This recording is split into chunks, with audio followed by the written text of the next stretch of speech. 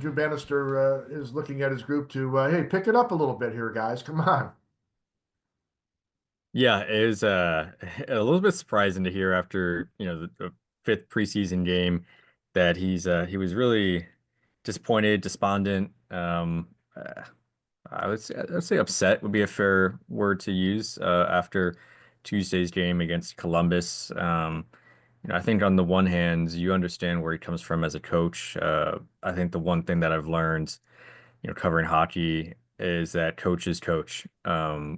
Coaches don't coach what is going right a lot of times, right? They look at things that they can correct, that they can impact, that they can coach in practice, and they many times focus on those. And so coaches coach, they see the negative things, and that applies regardless to what season that they're in, whether it's preseason, regular season, postseason, prospect camp, prospect term, whatever. Like they want to coaches coach.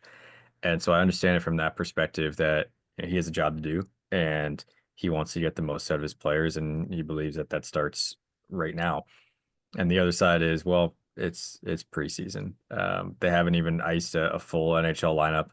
I think the more disappointing part of the preseason is that none of the bubble guys have really stepped up a ton to, show themselves as players that can be part of the NHL roster. I think that's probably the more disappointing part to me, but definitely Drew Bannister not happy with the way preseason has gone so far for his club.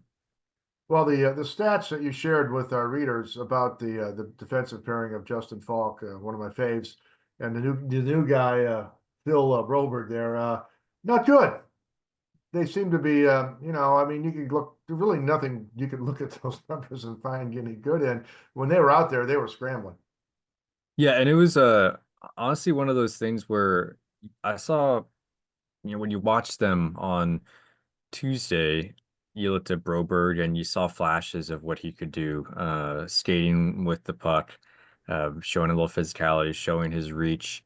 You saw a little bit what the Blues saw when they wanted to go out and get him.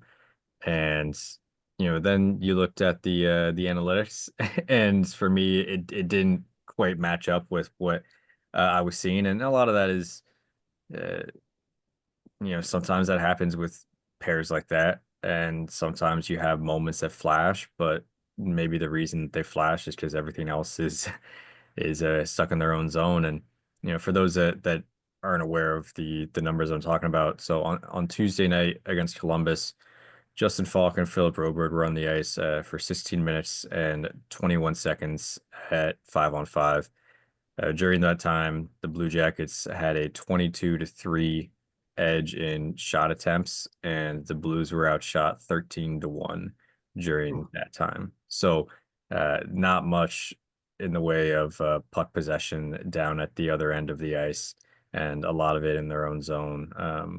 So yeah, definitely flashes from Broberg, but overall not a night you're really writing home a lot about.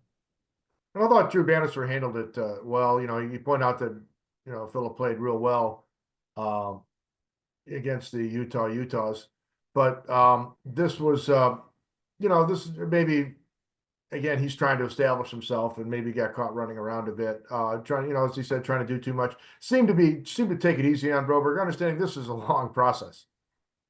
Yeah, I mean, and this is something that Doug Armstrong mentioned is that they won't be judging him by Christmas, right? Like we're free to, I guess, but the Blues won't be looking at him in 3 months and saying, "Yeah, you know what? I think that was a good move, or I think that was a bad move."